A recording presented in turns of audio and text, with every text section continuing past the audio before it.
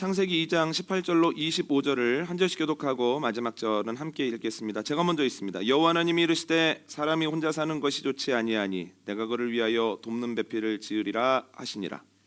여호와 하나님이 흙으로 각종 들짐승과 공중의 각종 새를 지으시고 아담이 무엇이라 부르나 보시려고 그것들을 그에게로 이끌어 가시니 아담이 각 생물을 부르는 것이 곧 그 이름이 되었더라.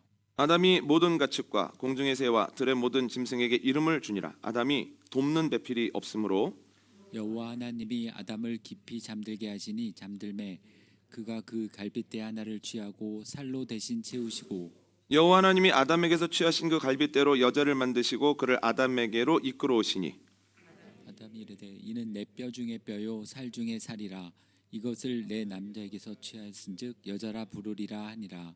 이러므로 남자가 부모를 떠나 그의 아내와 합하여 둘이 한 몸을 이룰지로다.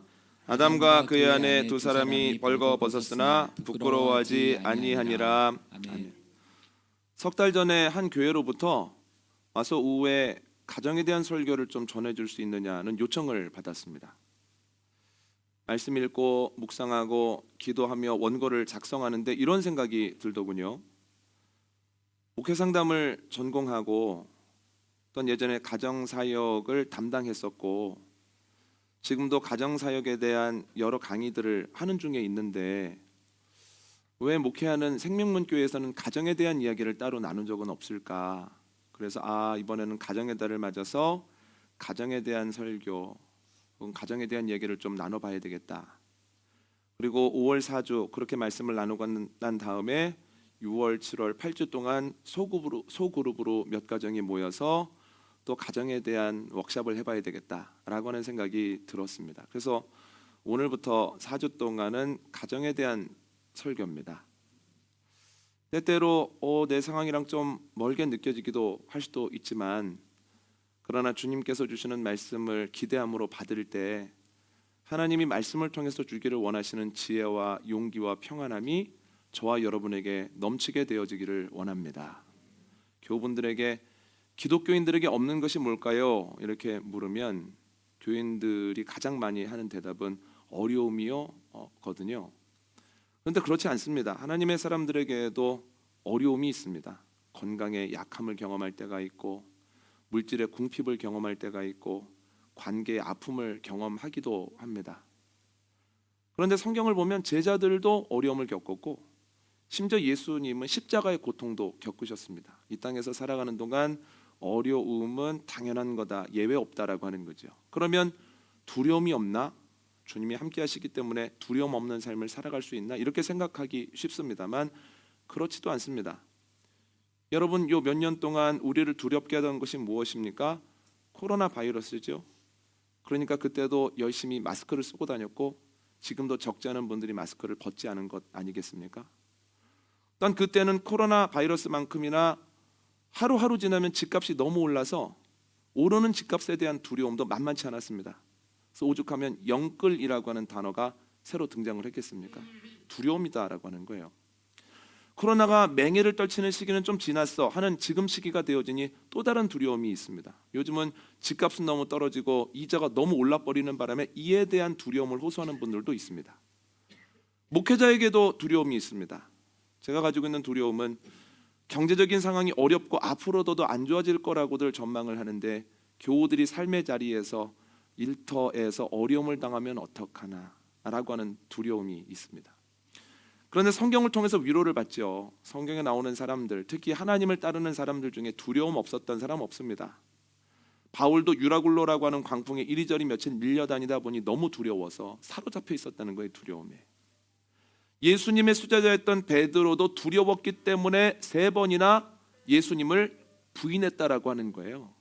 또한 예수님도 십자가를 앞두고 너무너무 두려워서 온몸에 진액이 빠지는 것처럼 주님께 나아가 겟세마네 동산에서 기도했다라고 하는 거죠. 하나님의 사람들에게 어려움도 있고 두려움도 있다라고 하는 겁니다. 그러면 하나님의 사람들에게 없는 게 뭘까요? 화면을 보시고 창세기 1장 1절 함께 읽습니다. 시작. 태초에 하나님이 천지를 창조하시니라. 아멘. 하나님께서 모든 것을 창조하셨죠. 모든 것을 주관하시죠. 그래서 하나님의 허락 없이 그냥 일어나는 일은 없다는 거예요. 이것은 제 해석이 아니라 예수님의 해석이고 예수님의 말씀이기도 합니다. 마태복음 10장 29절로 30절 한번 읽어볼까요? 화면을 보십니다. 시작. 참새 두 마리가 한 아사리온에 팔리지 않느냐? 그러나 너희 아버지께서 허락하지 아니하시면 그 하나도 땅에 떨어지지 아니하리라. 너희에게는 머리털까지 다 세신 바 되었나니. 아멘. 예수님은 하나님 아버지가 허락하지 아니하시면 아주 작은 참새 한 마리조차 땅에 떨어지지 않는다라고 말씀하시고, 너희에 대한 관심과 사랑은 훨씬 더 커서 머리카락이 몇 개인지까지도 세고 계신다라고 말씀하시죠. 아주 작은 것까지도 놓치지 않는다라는 뜻도 되고, 또 묵상해 보면 시시각각 변하는 상황도 주님이 다 알고 계시니 걱정하지 말라는 약속이 주님의 약속이 아닌가 하는 생각을 해봅니다. 여러분, 주님이 모르시는 일, 그래서 그냥 일어나는 일은 없다는 거예요. 그래서 하나님의 사람들에게 없는 건 우연입니다. 이것을 고백하기에 저는 단에 설 때마다 설렙니다. 이 말씀을 준비하게 하시는데 이 말씀을 왜 준비하게 하실까?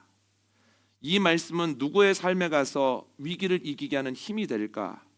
이 말씀을 통해서 어떤 가정의 위기가 극복이 되어질까? 특별히 생각하지 않았던 분들이 갑자기 와서 예배를 드리게 되거나, 혹은 설교를 준비하는 중에 있거나, 혹은 설교 원고를 다 탈고했는데 그와 관련된 고민을 하고 있다는 이야기를 어떻게 듣게 되면, 아, 하나님이 그 사람과 그 가정에 뭔가 하실 일들이 있겠구나라는 기대감을 가지게 된다라고 하는 거예요.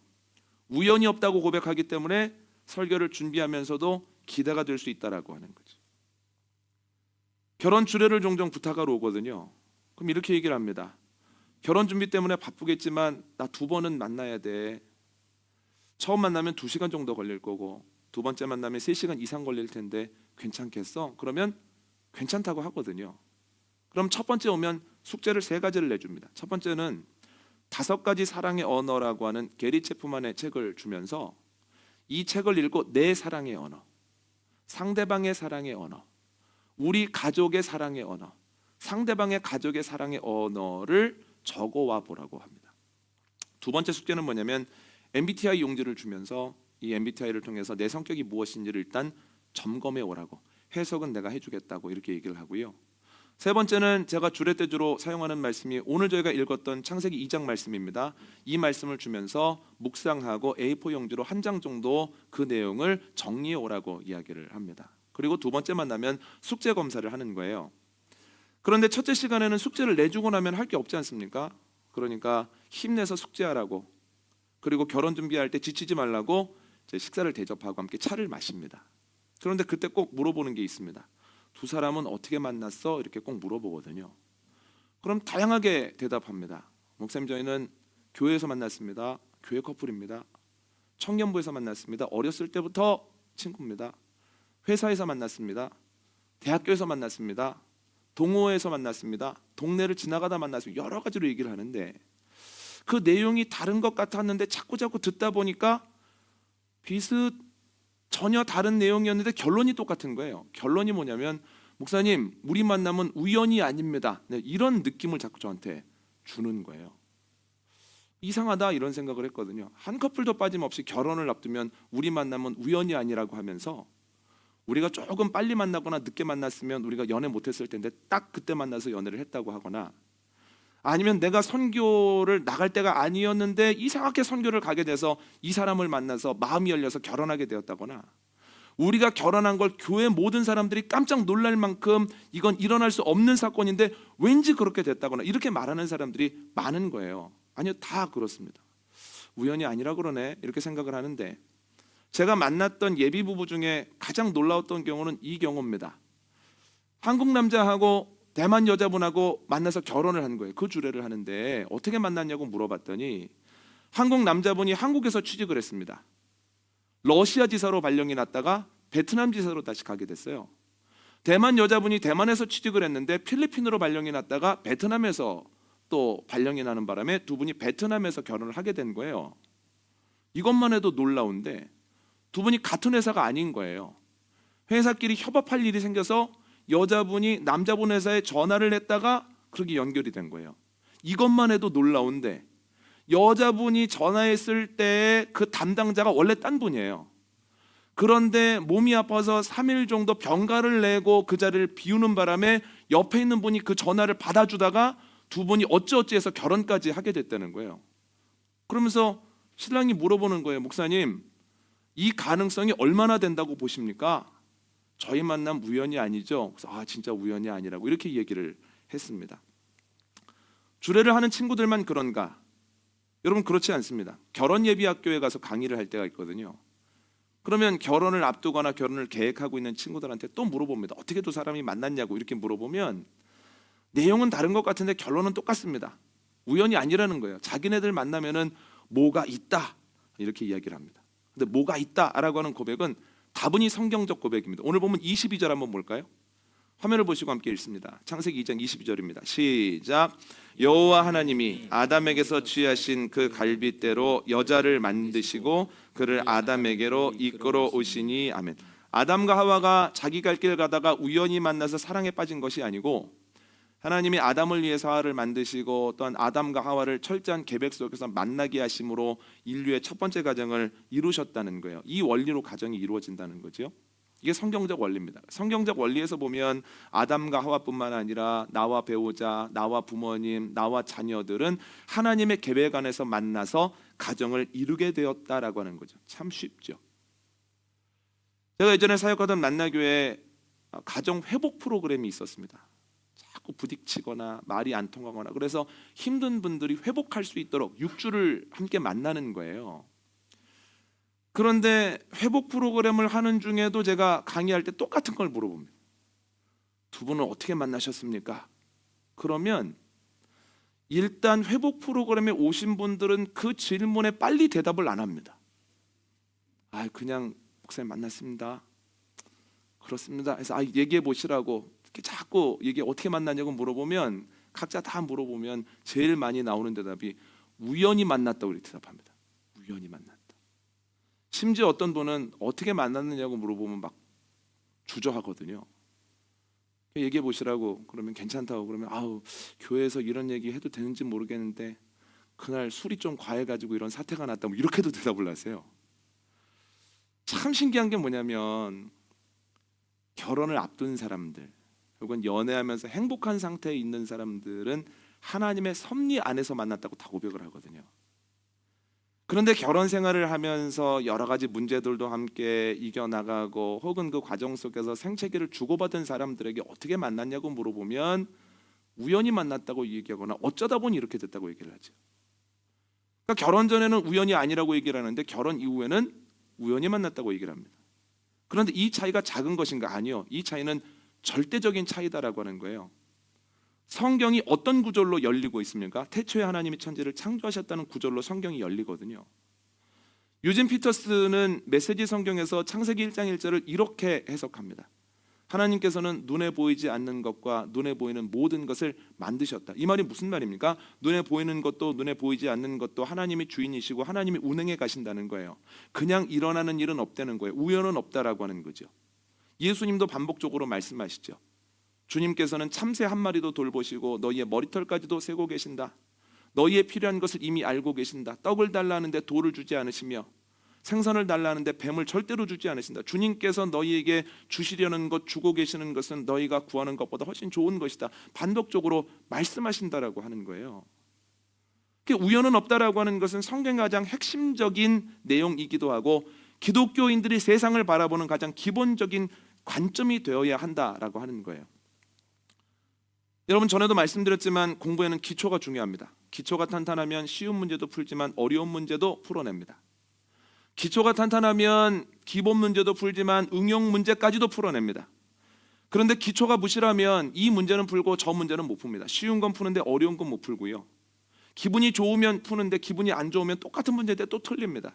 기본 문제는 자신이 있어 하는데 응용 문제가 나타나면 그 응용 문제 앞에서 좌절하죠. 신앙도 똑같습니다. 우리의 신앙의 기초가 튼튼하면 기본 문제뿐만 아니라 응용 문제도 풀고 잘 될 때에도 행복하지만 잘 안 될 때에도 이겨낼 수 있다는 거예요. 그런데 신앙의 기초, 우연이 아니야, 하나님의 섭리가 있어, 하나님의 뜻이 있어, 하나님 일하고 계셔 라고 하는 기초가 흔들려 버리면 기분이 좋을 때는 하나님과 멀어져 버립니다. 잘 될 때, 풍성할 때, 내 마음대로 될 때는 하나님과 멀어지고 또한 내 뜻대로 안 되고 넘어지고 쓰러지고 자꾸만 구멍에 빠지게 되어지면 하나님을 원망한다라고 하는 거예요. 여러분들의 신앙의 기초는 어떠십니까? 우연은 아니야, 하나님 일하고 계셔, 하나님의 섭리하라고 하는 기초가 탄탄하십니까? 기초가 탄탄한 저와 여러분 되시기를 원합니다. 그래서 쉬운 문제뿐만 아니라 어려운 문제도 가정이 풀어나갈 수 있게 되고, 내 뜻대로 되어지는 형통한 시기뿐만 아니라 형통하지 않은 시기에도 주님이 기뻐하실 만한 삶의 열매를 맺어내는 은혜가 저와 여러분에게 있기를 원합니다. 그런데 가정을 만드실 때는 이유가 있다는 거예요. 우리가 요청하지도 않았는데 하나님이 만들어주신 공동체, 대표적인 게 두 가지가 있는데, 구약에서는 가정이고 신약에서는 교회입니다. 구약이 시작되어질 때 하나님이 가정을 만드시고, 또한 은혜 받은 사람들, 성령을 받은 사람들을 통해서 교회를 만드시는데, 여기에도 분명한 이유가 있다는 거예요. 교회를 만드신 이유가 크게 두 가지입니다. 첫 번째는 교회를 통해서 함께 자라날 수 있기 때문이에요. 에베소서 4장 말씀 한번 읽어볼까요? 15절과 16절입니다. 시작. 오직 사랑 안에서 참된 것을 하여 범사에 그에게까지 자랄지라. 그는 머리니 곧 그리스도라. 그에게서 온몸이 각 마디를 통하여 도움을 받음으로 연결되고 결합되어 각 지체의 분량대로 역사하여 그 몸을 자라게 하며 사랑 안에서 스스로 세우느니라. 아멘. 주님은 바울을 통해서 에베소 교인들과 우리들에게 분명하게 말씀하십니다. 그리스도가 머리가 되시고 우리 각 지체들이 그리스도뿐만 아니라 지체끼리 연결되어 있으면 영양분이 흘러들므로 인하여서 시간이 가면서 자연스럽게 자라나게 된다라고 하는 거예요. 여러분, 함께 있을 때 자라나는 겁니다. 혼자서는 절대 자라나지 못합니다. 자라난다고 착각을 할 뿐 자라나는 건 아니라는 거예요. 그래서 폴 투르니에라고 하는 정신의학자가 이런 얘기를 했습니다. 사람이 혼자 할 수 없는 것이 두 가지가 있는데, 첫 번째는 결혼이고 두 번째는 그리스도인이 되는 것이다. 여러분, 혼자 신앙생활 하면 편하죠. 저희가 코로나로 인해서 온라인 예배가 활짝 열려버리지 않았습니까? 얼마나 편하고 좋은지 모릅니다. 장점도 많습니다만 대표적인 장점이 뭐냐면, 그런데 온라인으로만 예배를 하다 보면 자라나지 않는다는 거예요. 듣는 것으로 내가 잘하고 있구나, 나는 저 수준이구나 라고 생각을 하지만, 실제로 현장 예배에 나오기 위해 힘쓰고 예배 전후에 사역을 하는 중에 사람들과 부딪히는 과정을 통해서, 아, 내가 아직도 멀었구나, 내가 아직도 연약한 수준이구나, 내가 아직도 부족하구나 라고 하는 것을 깨닫는 가운데에서 더 기도하게 되어지고 더 주님께 나아오는 과정 가운데 성장하게 된다라고 하는 거죠. 그래서 주님은 함께 성장하라고 교회 공동체를 주셨다는 거예요. 두 번째로 교회를 주신 이유는 함께 할 때 시험을 이길 수 있기 때문입니다. 에베소서 4장 13절과 14절 읽습니다. 시작. 우리가 다 하나님의 아들을 믿는 것과 아는 일에 하나가 되어 온전한 사람을 이루어 그리스도의 장성한 분량이 충만한 데까지 이르리니, 이는 우리가 이제부터 어린아이가 되지 아니하여 사람의 속임수와 간사한 유혹에 빠져 온갖 교훈의 풍조에 밀려 요동하지 않게 하려 함이라. 아멘. 사단은 하나님의 사람들이 은혜 받고 이를 통해서 성장하는 거 너무 싫어합니다. 그래서 예배하기 전에 은혜 받지 못하게 하는 마음 상태를 만들려고 하고, 예배하는 중에 자꾸 딴 생각을 주거나 자꾸만 잠이 오게 함으로써 말씀을 아예 듣지 못하게 하고, 말씀을 받아서 은혜를 받은 상태에서 빨리 그 말씀을 땅바닥에 쏟아버리게 만들려고 하는 거예요. 여러분, 예배 때마다 잠이 오고 예배 때마다 눈이 감기는 것, 이거는 단순히 피곤하면 문제가 아니라는 거예요. 이것은 분명히 우리가 은혜 받고 우리가 새로운 삶을 살아가고 그리스도의 분량을 닮아가게 하려는 것을 방해하려는 사단의 분명한 계략이기 때문에 영적으로 깨어있고 영적으로 준비를 하지 않으면 매번 당한다고 하는 거예요. 여러분, 분명히 기억하십시오. 이건 체력의 문제나 혹은 피곤함의 문제가 아니라 이건 분명히 영적인 문제입니다. 잠들어 있는 사람은 매번 잠듭니다. 잠드는 시기에 반드시 잠듭니다. 잠들지 않아서 은혜를 받았다, 내려가다가 은혜를 쏟습니다. 가족 간에 불편한 일을 만나든가. 그러니까 사단이 그만큼 능수능란합니다. 에덴 동산에서부터 그렇게 사람들을 넘어뜨려 왔거든요. 그런데 문제는 뭐냐면 우리 힘으로는 그 사단의 공격을 못 이깁니다. 그래서 주님께서 함께 하게 하셨죠. 주님께서 뭐라고 얘기를 하십니까? 함께 모여서 그리스도를 아는 것과 믿는 것에 하나가 되어지면 우리가 사람들의 속임수에 속지 아니하고 세상 풍조에 요동하지 않는다는 거예요. 사람의 말에 이리저리 휘청휘청하지 아니하고 사람들이 살아가는 그 삶의 바람에 나도 저렇게 해봐야지, 나도 저렇게 해야 되는데 못하고 있어, 마음이 조급해지지 않는다는 거예요. 그리스도를 아는 것과 믿는 것이 하나가 되어지면 진리를 붙잡고 주님께서 원하시는 길을 저벅저벅 걸어갈 수 있다라고 하는 거죠. 여러분, 교회를 통해서 함께 자라날 뿐만 아니라 함께 시험을 이기는 은혜가 저와 여러분에게 있기를 원합니다. 그런데 가정을 이루신 이유도 이와 똑같습니다. 첫 번째는 뭐냐면 가정을 통해서 함께 자라날 수 있기 때문에 우리에게 가정을 허락하신 거예요. 제 얘기를 조금 드리면 저는 7달 만에 태어났습니다. 그러니까 칠삭동이죠. 어렸을 때 몸이 꽤 약한 편이었어요. 그런데 생일이 2월 1일입니다. 그러니까 예전에는 1월 2월생까지는 3월 1일 전이기 때문에, 학기가 시작되기 전이기 때문에 먼저 들어가는 거예요. 그것 때문에 이게 뭐라 그럴까요? 너 빠른 몇 년생이냐 뭐 이런 것 때문에 복잡하잖아요. 그런데 칠삭동이라 좀 작고 연약한 데다가 그리고 빠른으로 해서 학교를 들어갔더니 심지어는 1년 반 가까이 저보다 나이 많은 친구들이 있는 거예요. 그 친구들은 제가 그때 생각하기에는 저보다 힘도 세고 등치도 컸습니다. 그러니까 몸도 왜소할 뿐만 아니라 학습 능력도 잘 못 따라가겠더라고요. 그러니까 제가 그때 했던 생각이 뭐냐면, 왜 나는 이렇게 어렵지? 애들은 금방 숙제를 하는데 왜 나는 몇 번 써가는 게 이렇게 어렵고 힘들지? 이런 생각을 했었습니다. 생각해보면 학습 능력이 다른 애들에 비해서 떨어지는 거예요. 그런데 한 번은 받아쓰기를 봤는데 20점을 맞았습니다. 요즘은 아이 이제 학원에서 받아오는 시험지를 보면 맞는 건 동그라미를 쳐주고 틀린 건 이렇게 리본 모양으로 이렇게 주더라고요. 그래서 이게 맞은 건가 보면 틀렸어요. 참 지혜롭다 이렇게 생각하는데, 옛날에는 색연필이 이렇게 끈으로 이렇게 해가지고 탁 이렇게 풀지 않습니까? 그래가지고 맞은 건 크게 동그라미 쳐주고 틀린 거는 과감하게 착착 이렇게 비를 내리게 해줬는데 시험지에 비가 내린 거예요. 20점 맞은 걸 갖고 이제 부모님한테 가가지고 받아쓰기 봤다 그러니까 부모님이, 야, 이런 점수가 있어? 이런 애가 우리 집에서 나왔어? 여보 일로 와봐. 우리 집에는 이런 사람이 없는데 당신 집에 이런 사람이 있어? 이랬다면 얼마나 어렸을 때 큰 충격을 받았겠습니까? 그런데 어머님이 이렇게 보시더니 20점이라 딱 써 있잖아요. 그러니까 이제 어머니가 저한테, 너 내가 지난번에 위인전 읽어줬지? 예. 너 오성과 한음 재밌다 그랬지? 네. 네가 좋아하는 오성 이 항복이 칠삭동이다. 칠삭동이는 머리가 좋아. 너도 칠삭동이야. 그러니까 머리가 너도 참 좋아. 이번 시험만 못 봤을 뿐이야. 걱정하지 마. 그렇게 다독여 주셨습니다. 그 다음 시험도 50점을 못 맞았거든요.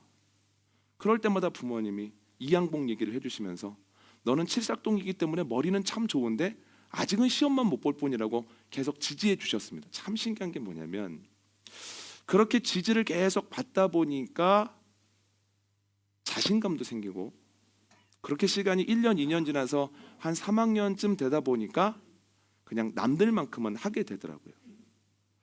제가 지지를 계속 받아서 그런지 별건 없습니다만 자신감은 있습니다. 그리고 이렇게 꼬여 있는 게 별로 없습니다. 제가 느끼는 게 뭐냐면, 하나님께서 가정을 허락하신 이유는 지지함을 통해서 자라나라는 얘기구나. 그러니까 가정의 주된 기능이 뭐냐면 지지하는 겁니다. 잘했어, 잘하고 있어, 앞으로 잘할 거야, 괜찮아 라고 계속해서 지지를 해주면 알지 못하는 사이에 그 마음이 점점 더 성장하게 되어지고 건강해진다라고 하는 거예요. 그런데 가정은 지지만 하느냐? 그렇진 않습니다. 제가 어렸을 때 한 3학년 정도인 것 같은데요, 제가 학교를 다녀서 들어가면서 어머니한테 엄마 큰일 났어요 그랬거든요.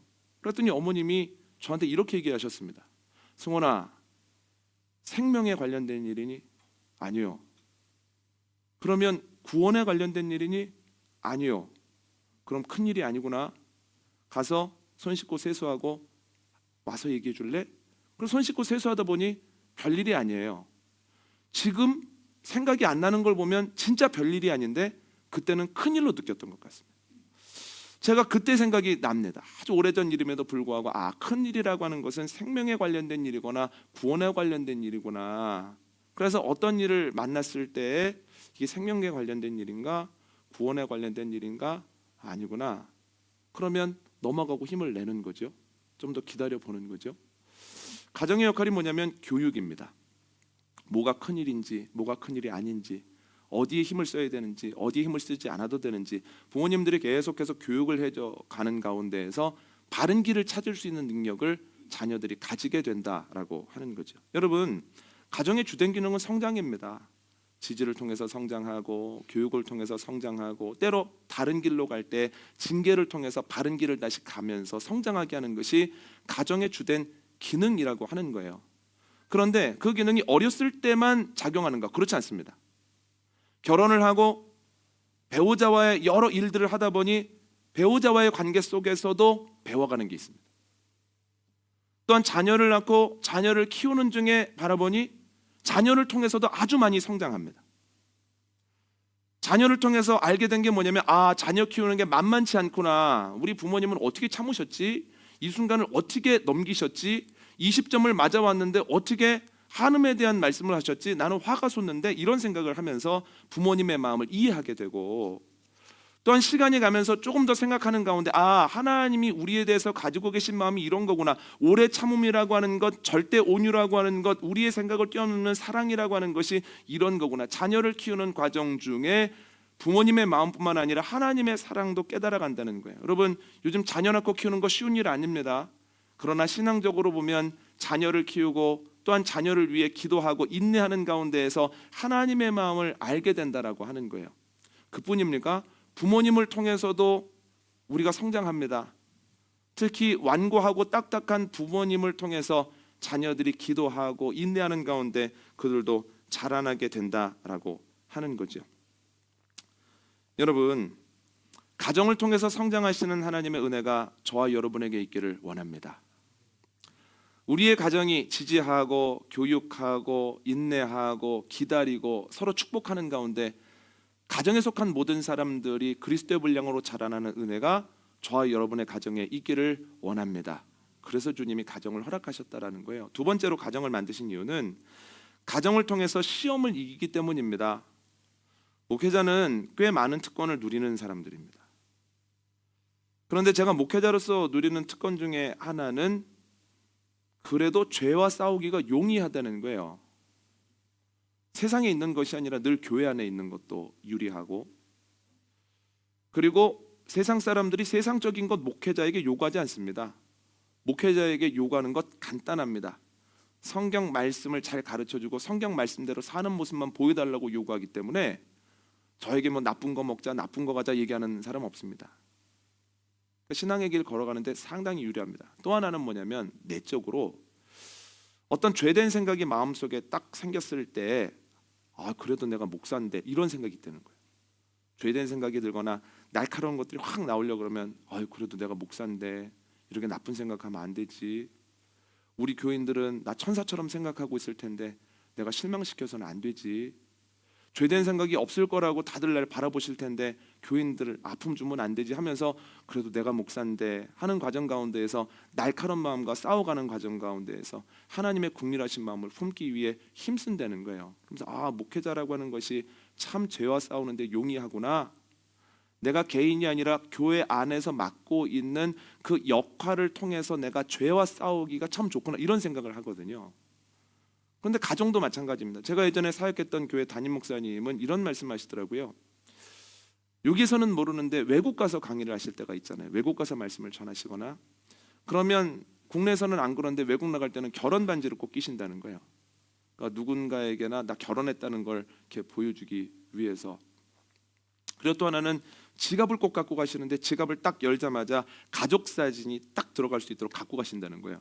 그래서 행여나 다른 사람들도 내가 기혼자라고 하는 걸 알게 되고, 또한 내가 죄된 마음을 가지고 지갑을 딱 열었을 때 나는 그냥 개인이 아니야. 나는 한 집안의 가장이야. 내가 흔들리면 가정이 흔들리는 거야. 내가 잘못 생각하면 온 가족이 고통을 받는 거야 라고 하는 생각을 가지고 죄와 싸울 수 있다는 거예요. 여러분, 하나님은 가정을 통해서 우리가 시험과 싸우게 하십니다. 죄가 만만치 않습니다. 그 이유는 우리 안에 죄성이 가득하기 때문이고, 또 하나는 우리를 둘러싸고 있는 환경들이 죄를 기반으로 해서 만들어진 문화들이기 때문입니다. 소비 문화라든지 여러 가지 행태들이 다 죄성을 기반으로 하고 있죠. 그래서 안에도 죄가 있고 환경도 죄이기 때문에 우리들은 죄 지을 가능성이 언제나 농후한 사람들이에요. 사람들이 보지 않고 내가 알지 못하는 사람들 사이에 있게 되어지면 죄 지을 가능성 너무너무 높습니다. 그런데 그때 하나님께서는 너 가정 안에서 맡은 역할이 있어, 너 교회 안에서 맡은 역할이 있어, 너에 대한 기대치가 있어, 너를 사랑하는 사람들이 있어 라고 하는 그 마음을 주심으로 죄와 싸우게 하시죠. 죄된 마음이 내 마음에 뿌리를 못 내리게 하든지, 죄가 아니면 뿌리를 내렸다가도 그 뿌리를 금방 뽑아서 더 죄된 행동으로 못 나가게 하시는 은혜가 가정을 통하여 임한다라는 거예요. 여러분, 가정을 통해서 시험을 이기게 하시는 은혜가 저와 여러분에게 있기를 원합니다. 여러분, 하나님 나라 가는 그날까지 그 누구도 죄에서 자유롭지 않습니다. 우리에게는 힘이 없지만 성령의 도우심을 받고 때때로 가정을 통해서 지키시는 하나님의 은혜를 통해 그 시험들, 공격들을 넉넉하게 이기는 저와 여러분 되시기를 원합니다. 또 하나는 창세기 4장을 보면 주님께서는 가정을 통해서 고난도 넘어서게 하십니다. 죄의 삭은 사망이다, 야고보 기자가 얘기하지 않았습니까? 그런데 창세기 3장에서 정말 죄를 졌더니 창세기 4장에 죽음이 있고 고통이 있는 거예요. 선악과를 먹었더니 그 다음에 가인과 아벨을 함께 잃습니다. 아벨은 가인에게 죽게 되어지고 가인은 그로 인해 가정을 떠나거든요. 두 아들을 하루에 잊어버린 거예요. 이 고통을 뭐에 비할 수 있겠습니까? 부모님들이 두 아들을 다 잃었는데. 그런데 주님께서는 셋이라고 하는 그 새로운 생명을 통해서 그 가정을 위로하시고 부부가 함께 연합하게 하심으로 인해서 그 어려움을 이기게 하더라는 거예요. 여러분, 가정을 통해서 그 문제도 넘어서게 하시는 은혜가 저와 여러분에게 있기를 원합니다. 혼자로는 못 이기죠. 그러나 함께하면 이깁니다. 그래서 전도서 4장 9절은 이렇게 얘기합니다. 하나면 패하겠거니와 둘이면 능히 맞서 싸울 수 있고 삼겹줄은 쉽게 끊어지지 않는다라고 하는 거예요. 그래서 하나님은 가정을 통해서 시험을 이기게 하시고 고난도 넘어서게 하신다는 거예요. 말씀을 마치기 전에 한 말씀만 더 드리면, 여러분, 모든 가정이 제 기능을 하는 건 아닙니다. 모든 가정이 구성원들을 지지해주고 바른 것으로 교육하고 그들을 이끌어주고 위로해주고 혹은 시험이 있을 때 그들을 보호할 수 있는 환경을 조성하는 건 아닙니다. 오히려 지지해주지 못하고 무시하고 힘들게 하고 시험에 들게 하고 가정 자체가 문제가 되는 경우도 있다는 거예요. 여러분, 분명히 기억하십시오. 주님께서 가정을 주셨을 때, 그리고 가정의 달을 맞이해서 4번이나 가정에 대한 설교를 듣게 하실 때, 가정에 대한 고민을 시작하게 하실 때에는 하나님의 분명한 계획이 있다는 거예요. 여러분, 이 말씀 들음과 나눔과 노력을 통해서 여러분들의 가정이 제 기능을 찾게 되는 은혜가 있기를 원합니다. 여러분, 속으면 안 됩니다. 지금까지 가정이 제 기능을 못했기 때문에 앞으로도 제 기능 못할 거야. 나는 부모님 세대에서 좋은 것 본 적이 없고 공급받은 적이 없기 때문에 나도 잘할 가능성 없는 거야. 사단이 거짓말하는 거거든요. 그렇지 않습니다. 주님께서 뭐라고 말씀하셨습니까? 그리스도 안에 있으면 새로운 피조물이니, 그리스도 안에 있으면 새로운 가정이니, 그리스도 안에 있으면 새로운 관계가 형성되어지니. 여러분, 이 말씀이 아멘으로 받아들여지기를 원합니다. 지금까지는 가정이 제 기능을 못했더라도 이제부터는 가정이 제 기능을 발휘하고, 전 세대에서 내가 본 것과 공급받은 것은 없었지만 이제는 내가 말씀이 가르쳐 주시는 대로 건강한 가정이 되어 아래 세대에게 공급해야 되는 것들을 공급하고, 또한 주님께서 나에게 허락하시는 그 기쁨들이 자녀들에게 흘러갈 수 있도록 힘쓰는 가정이 되어주는 은혜가 저와 여러분에게 있기를 원합니다. 오늘 말씀 정리합니다. 하나님을 믿는 우리에게 우연은 없습니다. 하나님은 정확한 계획과 놀라운 섭리를 가지고 우리 가정을 이루셨는데요. 주님은 가정을 통해서 우리가 내적 외적으로 자라나게 하시고 우리가 바른 길을 걸어가게 하십니다. 또한 가정을 통해서 시험을 이기게 하시고 그 고난도 넘어서게 하십니다. 이것을 알고 힘쓰고 믿음으로 나아갈 때 우리의 가정이 제 기능을 다하게 될 줄 믿습니다. 지나가는 설교가 아니라 주님이 나에게 주신, 우리 가정에게 주신 축복의 말씀임을 기억하고 힘쓸 때 여러분들의 가정 안에 주님의 은혜와 기쁜 일들이 넘쳐나게 되어지기를 원합니다.